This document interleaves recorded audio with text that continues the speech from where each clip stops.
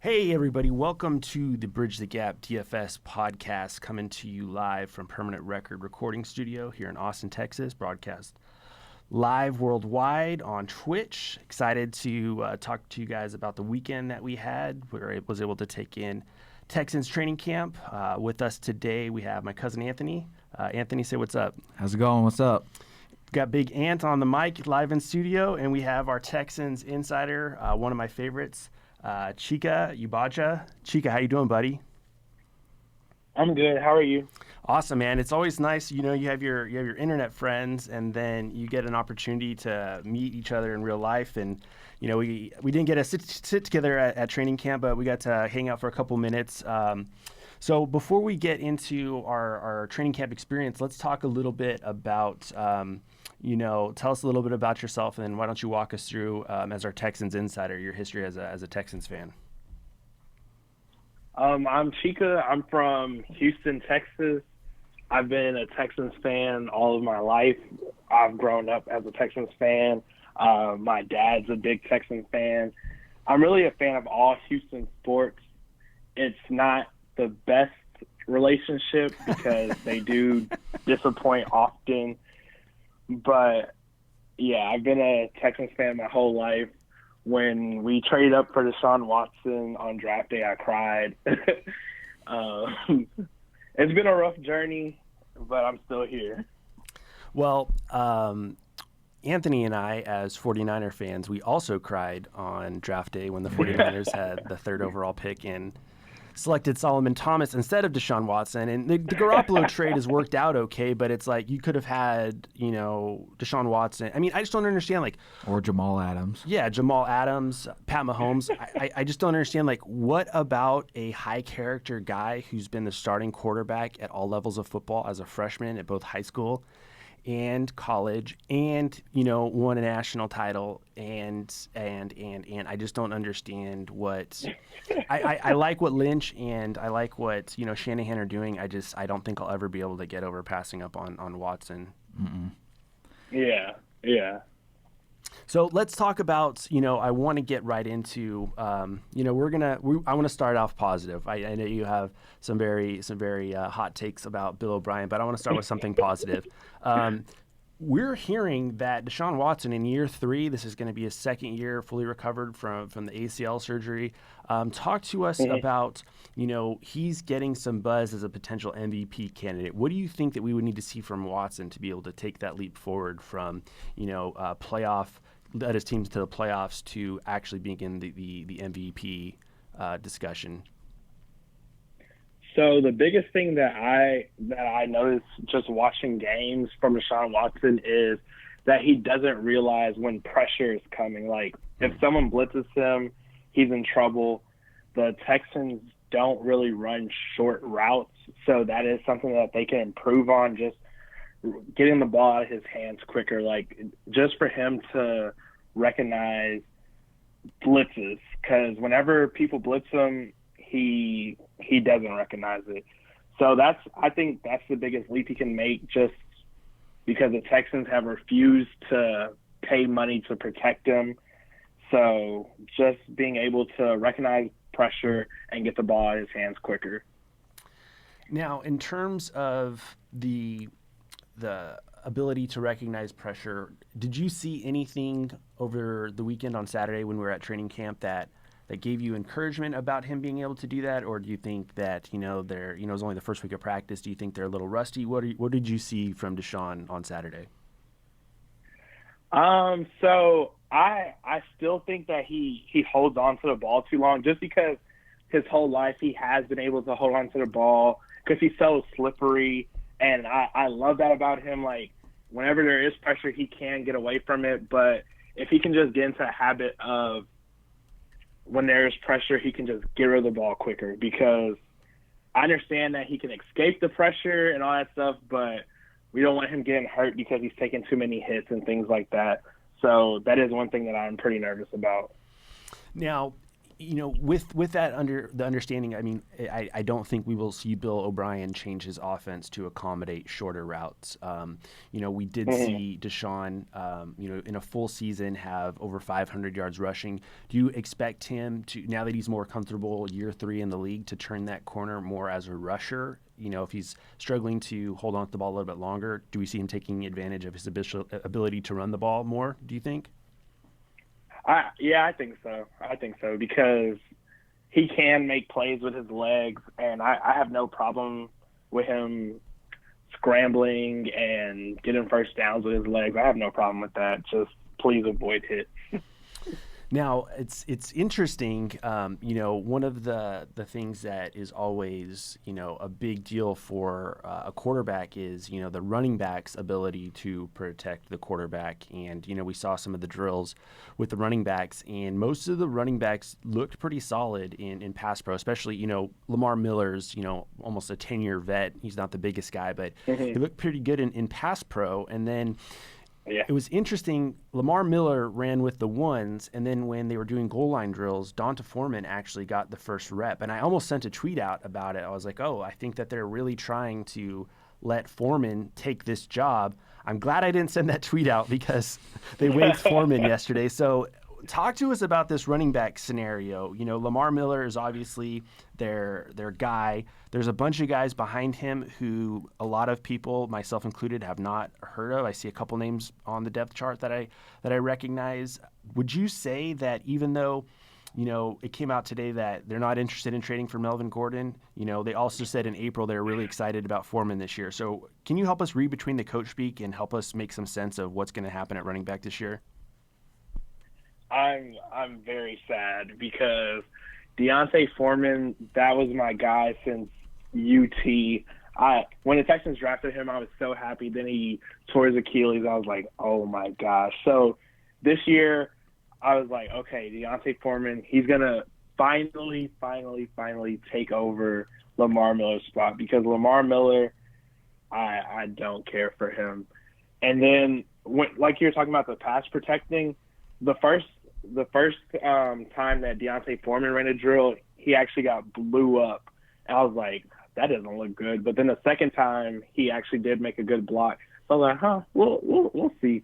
And then they cut him. I was just like, oh my gosh.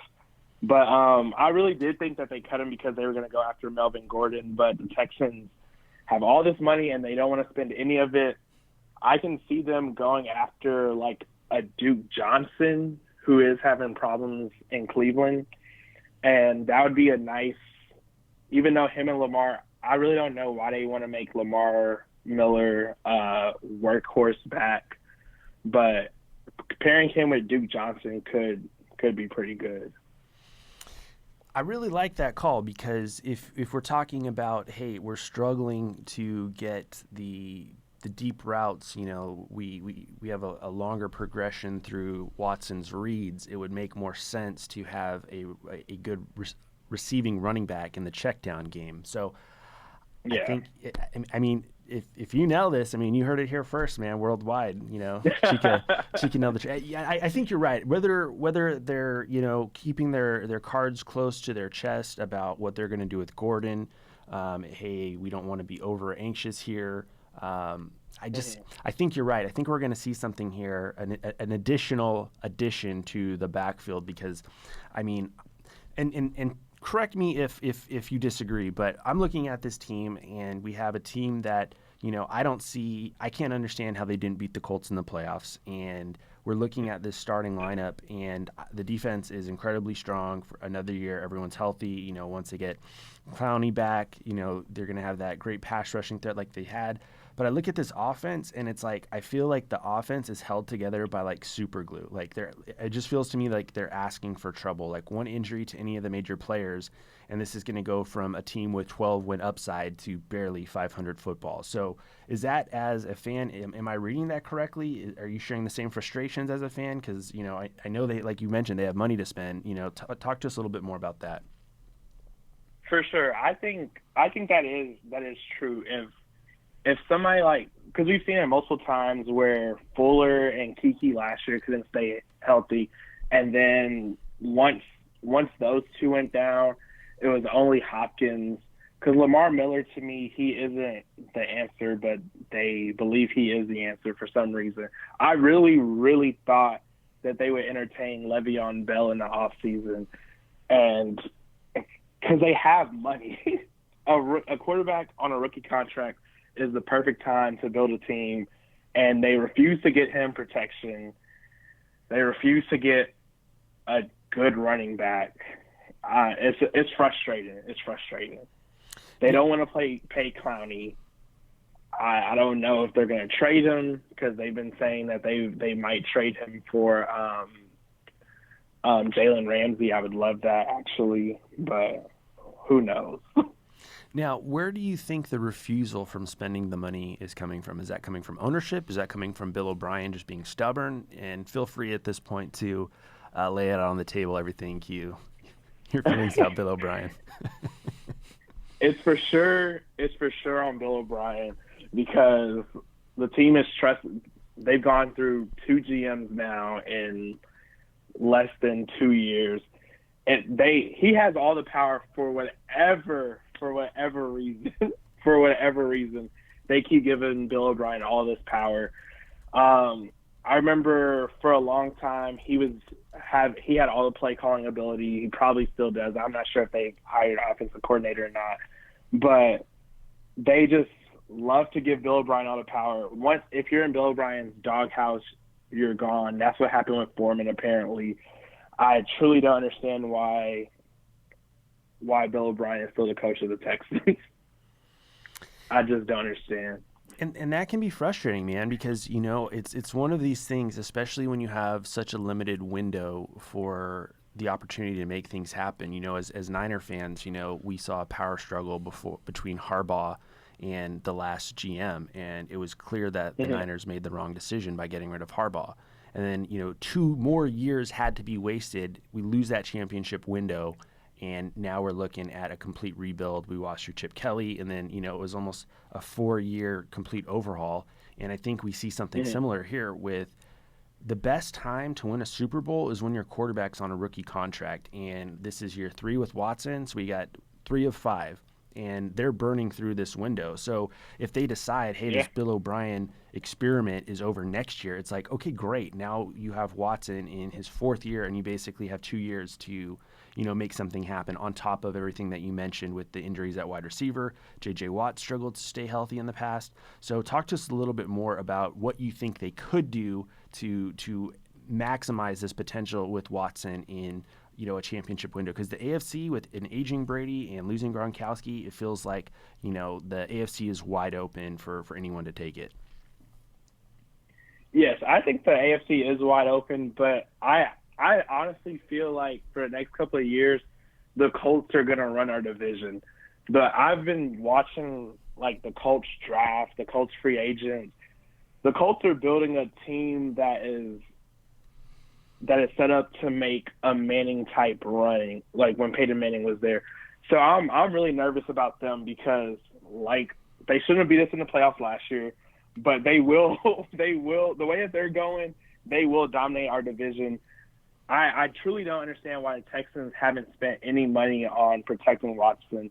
I feel that they reached for Titus Howard. I was kind of skeptical about them not showcasing him at training camp because people want to see what this first round guy that y'all reached for, they want to see what he can do.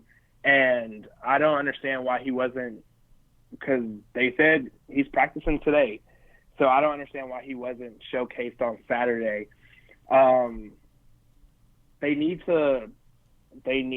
Honestly, I'm okay with getting rid of Clowney. I love Clowney, but if they can flip Clowney for a Jalen Ramsey or a Patrick Peterson, even though he has a 6-game suspension, they need a cornerback. I truly understand why Jonathan Joseph is still being paid by the Houston Texans. I don't understand. They've let A.J. Bouye go a couple years ago. They let Kareem Jackson go after they wanted to move him to safety. When he was playing safety, he was having his best season of his career. But then injuries happened, and they had to move him back to cornerback. But the defensive backfield and the offensive line are my biggest concerns. Now, would you be okay if the Texans flipped Clowney for Gordon? That one's a little tougher because running back is the most replaceable position, in my opinion, in football. Like I love Melvin Gordon, but he also has had injury problems. He wants a stupid amount of money. I want if we get rid of Clowney, I want a cornerback because our cornerbacks, they have made small cornerback signings. I don't know how much of a difference they'll make this year, but if Jonathan Joseph is still guarding number 1 or number 2 receivers, that's not good. Well, I think that, you know, it's rare to see a trade in the NFL that benefits both teams right away. Yeah. But I could definitely see, because that Jaguars defensive line, you know, adding Clowney would be studly, and then the flip side of getting a lockdown corner in Ramsey, because that's the thing that I think that people are forgetting is this Jaguars defense was, you know, half of a quarter from going to the Super Bowl, and they had kind of a tough year. And I'm seeing some Jalen Ramsey slander, and I'm like, I don't understand. This guy is still the best corner on the planet, and I don't understand why, you know. But I saw that he has a connection. I saw there was some discussion on Twitter about him wanting to go to Houston. What's the connection there? And tell us a little bit more about why you think that deal makes so much sense. So from what I've seen, is he just loves DeAndre Hopkins. Like, DeAndre Hopkins is probably one of the guys that he respects the most in the NFL. He loves DeShaun Watson. Like, I feel like for years he's been trying to get to Houston, and he's had locker room issues in Jacksonville because, I mean, he's someone who wants to win, and last year was pretty rough for them. So they were saying that there was some locker room issues. But he just loves DeAndre Hopkins. Like, if you look under Hopkins' Instagram post, you'll see Jalen Ramsey hyping him up. Well, and, you know, I think it's justified because when you and I, we met working together on some baseball stuff, and, you know, I learned that you're from Houston, and after we were done talking about baseball, we were talking about, you know, Hopkins and your love for Hopkins. And I was like, you know, as a Texans fan, you know, can you unbiasedly say that this guy is as good at advertised? And you're like, dude, you would not believe. And I had an opportunity to see it firsthand this weekend. And that guy is straight up a magician. So can you talk to us about how he continues to get it done and what makes him so special, especially at the end of his routes to stay open? He's just the best receiver in the NFL. To me, I don't think any other elite receiver could have put up the numbers that he was putting up with Brock Osweiler, with Tom Savage, with all the scrubs the Texans were putting at quarterback. He doesn't have to be open. He's just stronger than most cornerbacks. He has probably the strongest hands in the NFL. He didn't drop a pass last year. That's unbelievable. For him to be ranked number 11 on the NFL Top 100 was ridiculous. Well, it's amazing too, because you mentioned how strong he is, and I mean, I'm 6'1", he's 6'1", he weighs 212. You know, I weigh like 220. Like, he's physically imposing for a guy of his size, and he's just so incredibly slick. And there was times at practice on Saturday where like the play looked dead, and after like 2 or 3 plays, the only thing that I wanted to watch when he was on the field was him exactly. And it's less like he would have the cornerback like totally glued to him, and then within, you know, half of a second, he's got 5 yards of separation, wide open, perfect placement from Watson. And I think they've like mastered that play where Watson puts the ball so that, you know, Hopkins can catch it and immediately get down. And it's just like, you know, if this team like we're talking about is held together by glue, you know, that's a great way for both players to stay healthy. And we look at, it's interesting because when the couple of years that Hopkins has actually had a quarterback for a full year, like he's putting up video game numbers, and it's just like, man, Yeah. if both of these guys can stay healthy, like I don't think it's out of, even if you look at, okay, can they improve on their production by like 10%? Like if they are able to do that, we're talking about over 120 catches, almost 1,700 yards receiving, 15 touchdowns. It's like, I put out a tweet on Saturday afternoon. I was like, this dude isn't as good as advertised. Like, he's better. Like, he's way better. And I just think that, and that's what we were chatting about after, before you headed out, was just like, you got to see him in person to fully appreciate just how special he is. And it's just like, I was just in awe of his ability, man. You did not undersell him at all. The best receiver. Just imagine if DeAndre Hopkins played with Matt Ryan his whole career or Ben Roethlisberger his whole career. Like, it wouldn't even be a question that he's the best receiver in the NFL. But the Texans have been bad for so many of his prime years. People just overlook him every year. It's ridiculous.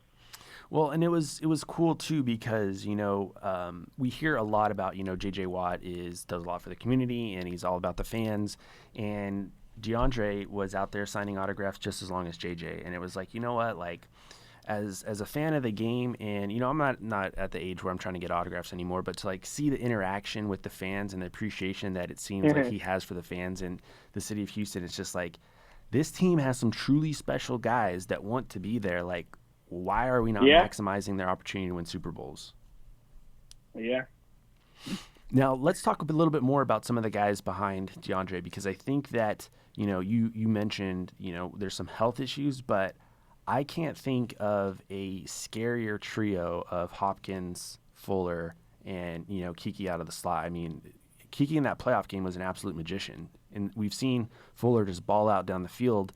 And I think there was maybe a week and a half last year where all three were healthy. So talk to us a little bit more about how much more explosive this offense can be if those guys can stay healthy.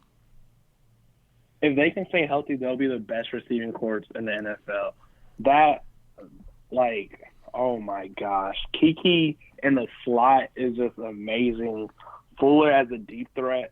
If you look at Watson's numbers with Fuller, they're amazing. I think at one point, every single game that Fuller played with Watson, he scored a touchdown because Watson loves the deep ball to Fuller. I pray that this trio is healthy, because if they are healthy, the offense, even though they can't protect Watson, they'll be unstoppable. Even though Lamar Miller is still going to be bum Lamar Miller, they'll be explosive. I can't wait. Now, from a fantasy perspective, let's say they don't bring in another running back. Do you still think that Lamar Miller has some value, or is that ship sailed completely? Lamar, yes, because Bill O'Brien, one thing I do recognize from him that he did last year that I appreciated was, even though I hate his play calling, he did run the ball a lot to protect DeShaun Watson. So Lamar Miller did get a lot of touches just because he didn't want Watson getting hit a lot. So they would run the ball a lot. I don't personally like that, because Lamar Miller, if someone breathes on him, he's falling. Like, he doesn't like to take contact. He's already, once he gets the ball, he's already falling down because he doesn't want to get hit. But I think he does have a little bit of value. Hello? We're still here. We got you. Oh, okay. I think he does have a little bit of value, but he's not someone I would want in like if it was for season long, I probably wouldn't want him into like the 4th round or something like that, because he's just not the workhorse that people think he is. He'll sneak to 1,000 yards every season. Like, he'll literally be at 1,091 at the end of the season, or 1,003. Like, yeah, it seems like he's a guy that you get the chance to pick him, and it's like, okay. It's not like, oh, I'm super excited about it. Now, I want to talk a little bit more about Kiki. I'm a big fan, and I think he's still relatively unknown. Can you talk to us a little bit more about Kiki, his role in the offense, and what makes him so special with this crew? I love Kiki. He used to play with Pat Mahomes at Texas Tech, and I'm a big Big 12 guy. Like, I've always loved UT, so I've always watched Big 12 football. In college, I don't want to see defensive battles. I want to see shootouts. And Kiki, he's just like sneaky fast. He runs good routes. He gets open. Defenses don't really think to cover him as much, but he's a really good asset. If the Texans receivers can stay healthy, please. I just want that for 1 year. Well, and I think they'll be. I think it would be, like you said, it would be truly special, arguably the best unit in the league. And we saw in the playoff game he had 14 targets. That tells me that that big of a stage with no Fuller, that Watson trusts the heck out of him, and that's you don't really see that with a rookie receiver. And I want to look at the tight ends. On top of the depth chart, we see Jordan Thomas, but on Saturday I saw Fells that was in there as the starter. So we haven't. It's interesting because if I remember correctly, Bill O'Brien was instrumental in the double tight end Rob Gronkowski, Aaron Hernandez offenses in New England, but they're almost invisible here in Houston. And there was a glimmer of hope with Fedorowicz as being the Gronk in the offense. That didn't work. Do you think there's going to be any involvement with Thomas or the veteran Fells, or are they going to run all of the short work through Kiki? I do think Thomas can be a good tight end. I believe the reason that they don't play him as much is because he has trouble blocking. But he is a big target. DeShaun actually loved to target him in the end zone even last year. And I've seen that in training camp, they have been doing a lot of work with him in the red zone. So I hope, because the Texans have never had a tight end that's worth anything. So I hope that could stay healthy at least. So I hope that Thomas can turn into that, because if he can, then that'll take a lot of pressure off of everybody else.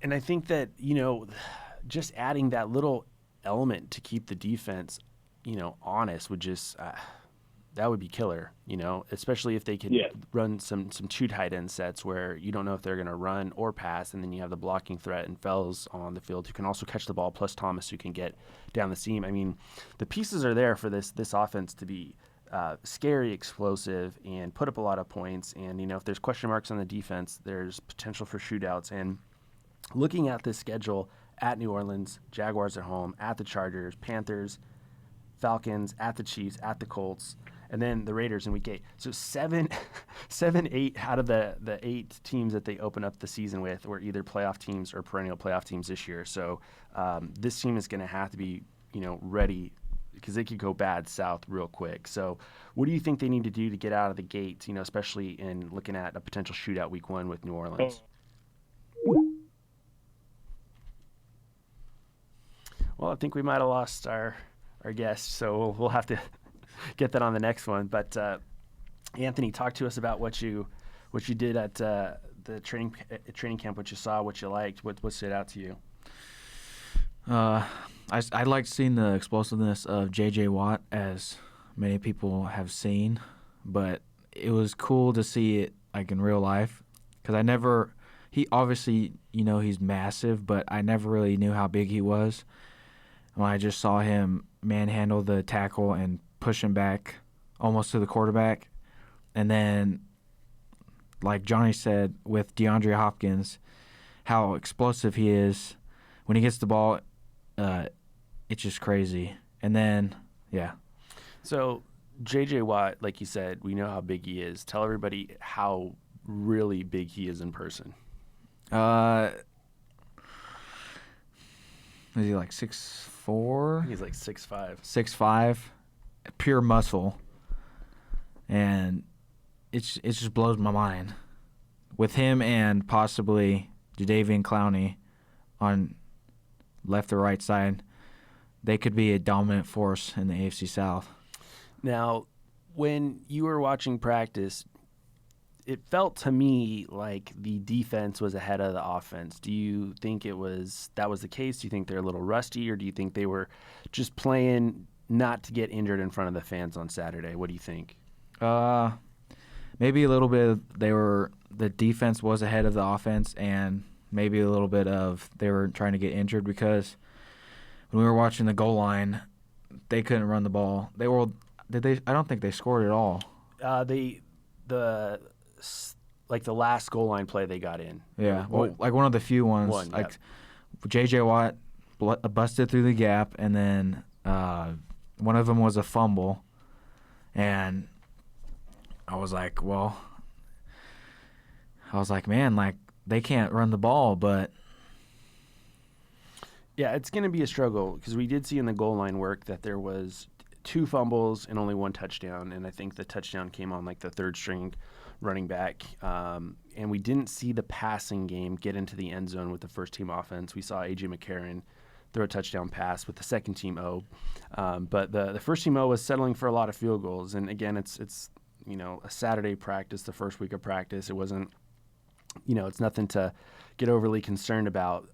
There's going to be rust headed into the regular season, and getting back into training camp and all of the additional work that these guys are having to put in. It was pretty warm, and I think, like you said, they're just trying not to get anybody hurt in front of the fans. So we took a little road trip this week. My cousin Anthony's in town for a week, flew in on Thursday, and why don't you talk to us about what we did on Friday? Well, we got up early, and first we stopped in Waco, saw Magnolia Farms, which is pretty cool, and then we drove to Baylor University, saw the stadium, and then we drove to Fort Worth, saw TCU, saw the great campus, saw the football stadium, and then we went up a little ways, about half an hour, to Jerry's World, and then saw the Dallas Cowboys stadium, and then went to a Rangers game. Then after that, we drove 4 hours south to Houston, and then eventually we were up on adrenaline. We were all excited, and then finally went to sleep at about 2, and then we woke up. Was it 6? Yeah, it's 6. Woke up at 6, and then we went to the training camp, and then did we go to College Station on Saturday? Yeah, we went to the University of Houston. So we went to the University of Houston, saw their stadium, saw the monuments and stuff in the front, and then we drove to College Station, saw Kyle Field, saw all that, and then we drove to Austin. So yeah, we hit it pretty hard. Of the campuses that you saw, which one was your favorite? I would have to say maybe Texas A&M, just maybe the stadium-wise. The stadium was awesome, but campus-wise, I would have to say TCU. That was a really, really nice campus. So we saw a couple of the Big 12 schools. We're going to go to the University of Texas today. And we are seeing in the Big 12, we have Oklahoma has a new quarterback. They're bringing in Jalen Hurts. Talk to us about the fit there. They're running a different offense in Oklahoma than he ran in Alabama. Do you think he can run the run-and-gun, high-pace offense that we've seen with Baker and with Kyler, or do you think that that's going to be a failed experiment? I think it might be. He might do really well because he's got CeeDee Lamb on the outside. He's got what's his name? Tight end, the Calcaterra. Mm-hmm. And then he's got, was it Sermon, running back? Right. And then also he's obviously fast because a few years ago when we saw CSU play Alabama, one of their scoring plays was like a 75-yard touchdown run by Jalen Hurts. And I think he'll be able to do well. I don't know necessarily if he can win the Heisman, but you never know. He could have a chance to improve his draft stock a lot with being in Oklahoma's offense. And we were talking a little bit more about the college football playoff. We both expect Alabama and Clemson to be back this year, but you had said that there's a dark horse out of the Big 12 that can make the playoff. Why don't you talk to us a little bit about that team? Let me think. I'm going to have to say maybe Oklahoma, but if Jalen Hurts has a crazy season, then they'll be in it, or possibly Texas. But they have to be on the same level that they were last season in the Sugar Bowl. But I don't know. But we'll see. What do you think about Herman in his third year at Texas? What do you think that they need to do to turn that corner to be the dark horse and make the playoff? I think they just need. Well, how many games did they win last season? I want to say it was around 8 or 9. Maybe win a little more. Maybe win a couple more, and then somehow sneak in. Maybe score more. Because Georgia got snubbed in the playoff last season, but they got to somehow get into that maybe third or fourth spot and somehow work some magic and make it to the national championship. Because they're good enough. They just got to play better. Now, you are a big-time 49er fan, one of the biggest 49er fans that I know. What do you want to see as a 49er fan this year in the third year of Shanahan and Lynch? I want to see a lot more scoring. I'm tired of seeing like the typical 49er scores like 23-16, 24-16, all these. I want to see, because they obviously have speed. They have Marquise Goodwin. They have Dante Pettis. They drafted Deebo Samuel. And they got Jordan Matthews from Philadelphia. Or was it Buffalo? Yeah, I think he did some time in New England also. Yeah. Well, they got him, and then they got their defense should be good enough because they have D Ford and Nick Bosa on the left or the right side, and then they have they have DeForest Buckner, and they have Eric Armstead playing D tackle, and then they have Richard Sherman, Jason Verrett, and then in the secondary they have Jimmy Ward, they have Adrian Colbert, and then also at the corners they also have Akella Witherspoon, and then the O-line should be able to protect Jimmy G. They got McGlinchey on the right side and then Staley on the left, and then the running back they got a three-headed monster with Tevin Coleman, Breida, and Jerick McKinnon. So hopefully they do well because I'm tired of waiting. They need to do well. So you had mentioned that they've got a ton of speed offensively, and let's dissect this a little bit. So how do you think the three-headed monster of Tevin Coleman, Matt Breida, Jerick McKinnon is going to shake out? Because we saw last year Breida did well. We have high expectations when they signed McKinnon as a perfect fit, and then they brought over Tevin Coleman, who Shanahan drafted when he was in Atlanta. So talk to us about how you think the backfield's going to shake out this season. Hopefully it'll do well because obviously they all have speed, and they could each be receiving threats for Jimmy G. So hopefully they'll be at their fullest potential, and hopefully they lead the 49ers to the playoffs. Who do you think is going to start the season off as a starter? Probably Tevin Coleman, because he is, I think, most familiar with Kyle Shanahan's offense, and McKinnon is, I think maybe he'll be third string at first, and then because he's still coming back from his ACL injury, and then Breida, he'll be obviously second because he did really well last season. How do you think the wide receivers are going to shake out? We saw some flashes from Pettis. I think everybody was really excited about Goodwin and Garoppolo last year because they were just really clicking in camp.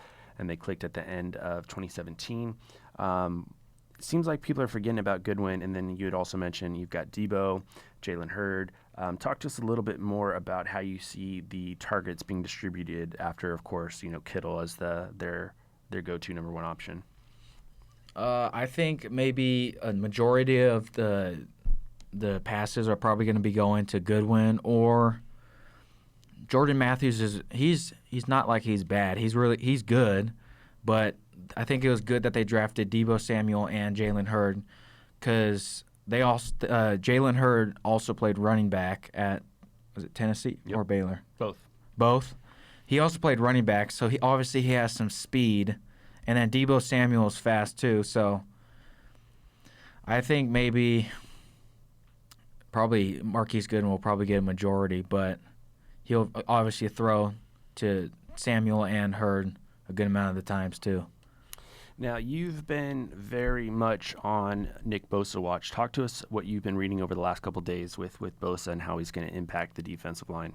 I've read that, I think it was last week, I read that he was farther along as a rookie than Solomon Thomas was, and then he was also farther along than Alden Smith was, and then I read, I think it was yesterday, that he was lined up in front of Joe Staley, and he ripped through the gap and ripped the ball out from Tevin Coleman. So that just shows the type of player he is, and hopefully his injury doesn't affect him, because I think he got injured last season against, was it TCU? Right. And then he didn't play the rest of the season. So hopefully, they said that it doesn't affect him, but hopefully that's true. Now, what do you want to see I know you've been, we talk often about how we wish the Niners would have taken Watson, but you also come back. But, we did get Jimmy G. So what do you think we need to see from Jimmy G as Niner fans to really be excited about, hey, this is the guy that not only did they commit to long term, but he deserves to be? First of all, he's got to live up to his contract, because obviously, that's a lot of money, and then you just got to make smart decisions. And I get that when he got hurt, he was trying to extend the play. He was trying to extend the play, but you got to make smarter decisions. Because I kind of told when I saw that play that something was happening. I kind of figured he blew out his knee, but he's got to make more decisions. And obviously, he's got enough weapons on the outside to score enough, but you just got to use those weapons to your advantage. It looked like last year he was a little uncomfortable in the first couple of games. Do you think that was just the nature of being the full-time starter for a full year? Because it looked like initially he had taken a step back. When he stepped in the end of 2017, the team wasn't very good, and he walked in and he just played lights out. We didn't see that same quarterback to start off last year. Do you think we'll be able to see the Jimmy that we saw at the end of 2017 where they won 5 games in a row to end the season?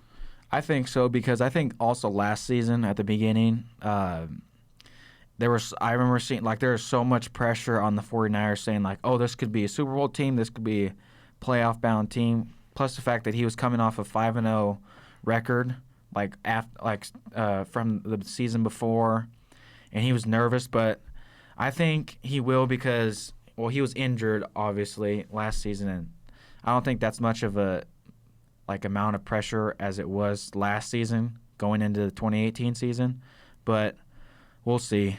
I think he's more comfortable in the offense, and I think they'll be able to do well. Now, what are the chances, would you say, the Niners have of winning the West? The Rams are back, Seattle's retooling. I think Arizona's probably a year or two away. Do you think the Niners can win the West? Can they be a wild card team? Yeah. I think they can, but obviously the LA Rams will probably be the favorite. But usually, if you see Super Bowl teams, that the teams that have made it to the Super Bowl the year before sometimes have a drop-off, unlike New England. But Atlanta a few years ago, they dropped off. They didn't make it to the Super Bowl, but It's a tough division too, because Seattle got the monster out of Ole Miss, DK Metcalf, and then they also have Tyler Lockett, and then they traded for, was it Frank Clark? Or Yep. They traded for Frank Clark, and then Arizona complete makeover with Kyler Murray, and then they got Andy Isabella from University of Massachusetts. They got Hakeem Butler from Iowa State.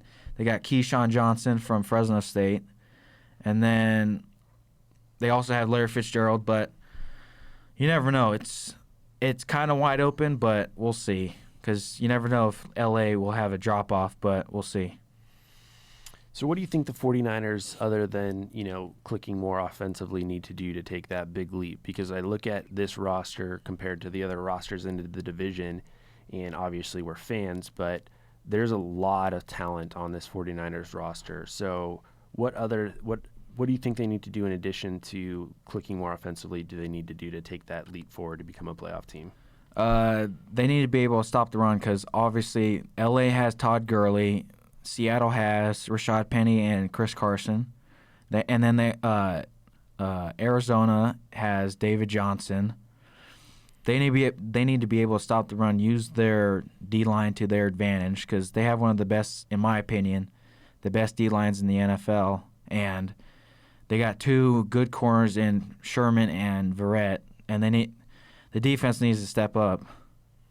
I mean, for the first time in a long time, we were going through their starters at every position, and there's not really a ton of weaknesses, especially up front and in the positions that matter. Now you can get into their third linebacker or whatever, or their fourth or fifth receiver, but the guys that are going to see the field the most, their roster is about as strong as any in the NFL. So I like what you said about, the Rams. The Falcons made the Super Bowl, didn't make the playoffs. At least one of those teams, we saw the Eagles win the Super Bowl, make the playoffs, probably would have beat the Saints if Jeffrey doesn't drop that pass to end the game. But, yeah, it's a real struggle for these teams, especially the ones without the infrastructure like the Patriots have, to be able to have the continuity to go back to the playoffs year after year. So I think you're looking at the NFC, and nothing would surprise me. I think, we have a pretty good idea of who's going to make it in the AFC, and there's, 2 or 3 teams in the NFC where, I could expect the Eagles, could expect the Saints.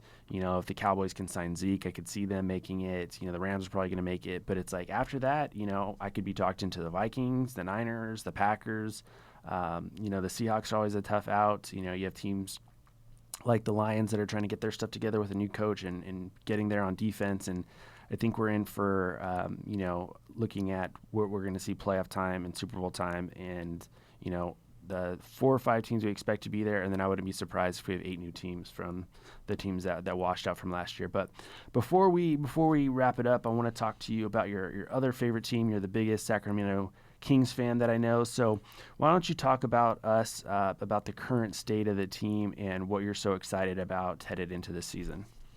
I'm excited for them just to take that next step, because I think I was so glad that they were able to get De'Aaron Fox and then Marvin Bagley, which I was surprised when they were able to get the number 2 pick.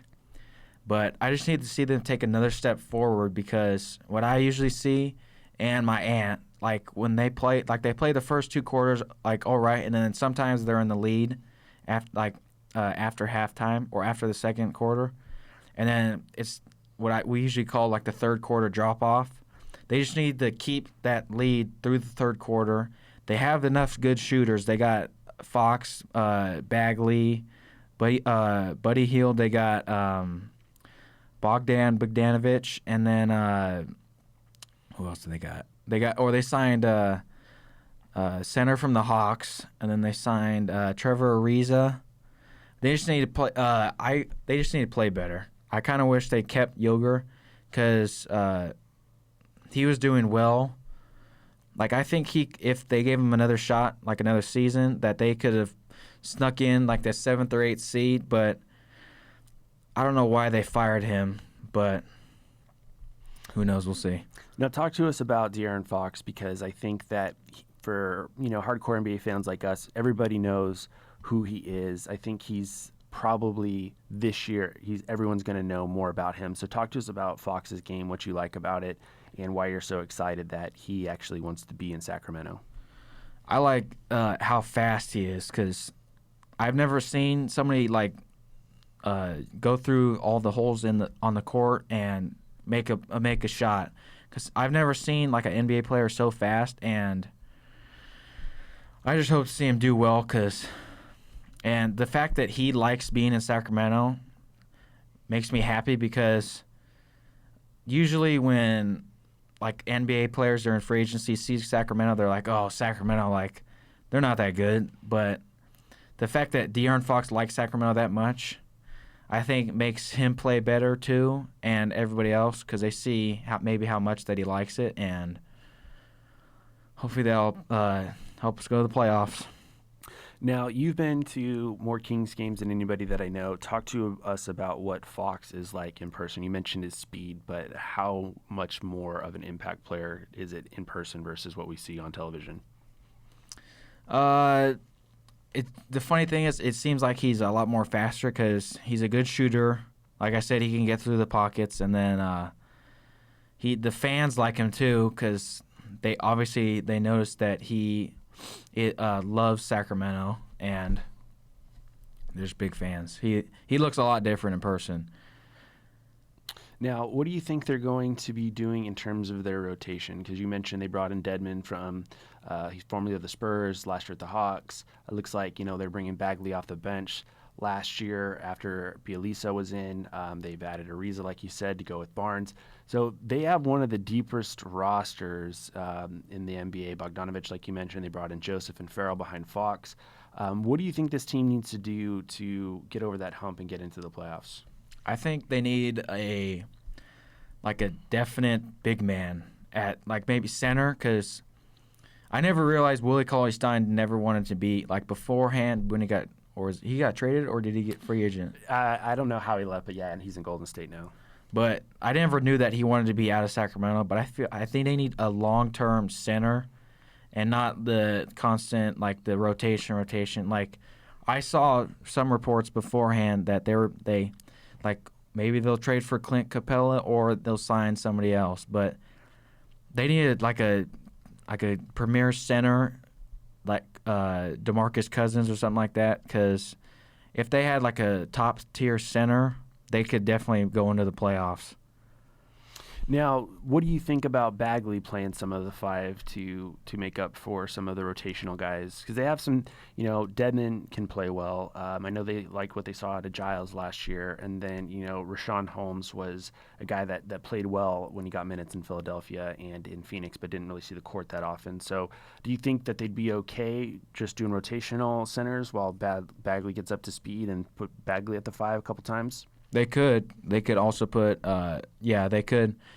And obviously he's big enough, and he's powerful enough. And then you could put Giles at power forward, and that could be a good lineup too, because, well, like I just said, that could help him make him go to the playoffs. And Bagley does kind of look like when I thought of it, I was like, oh, he'll probably end up playing center, but we'll see. Now, we saw Buddy Hield take a huge leap forward last year. What do you think it was about his confidence just being up from, years past, to where he finally, when he was selected his rookie year, he finally became the player that they expected him to be? And we don't usually see that. Normally, if you don't see it right away, especially out of a shooting guard, it doesn't happen, but it did last year for Hield. So talk about that, the 1-2 combo of Fox and Hield, and how that compares to other 1-2 backcourt combos in the NBA. In my opinion, it's probably one of the best, if not the best. But I think it was like a plus that he was able to play with player with that type of caliber as De'Aaron Fox.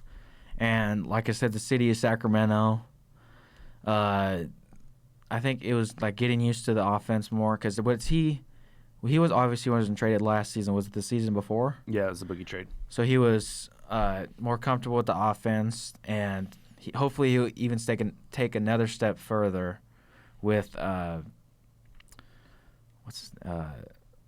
Walton's offense. Now, what do you see a veteran guy like Ariza? He played a lot of minutes everywhere that he's been. They signed Barnes to a new deal. How do you see Ariza factoring in? Do you think he was brought in to come off the bench and be a veteran mentor, or do you think he was brought in as Barnes' insurance? Maybe as little as Barnes insurance, and then maybe a little as off the bench, because obviously he's older, and not that for some players in the NBA, age doesn't necessarily have to make a big difference, but he could end up, you never know, he could end up being a really good player in Sacramento, and we'll see, because the Kings are, I don't know, we'll see. Now, before we wrap up, talk to us about your history as a Kings fan. You said over the weekend that being a Kings fan's in your blood, and that's pretty rare to have somebody as big of a diehard as you as a Kings fan. But then we talked a little bit more, and you're like, no, everybody in Sacramento feels the way that I do. So talk to us about what it means to you to be a Kings fan. It's awesome, because usually when people say, like, oh, what NBA team do you like? They're like, oh, like the Sacramento Kings, and they look at me with the confused look, like, Sacramento, like, what?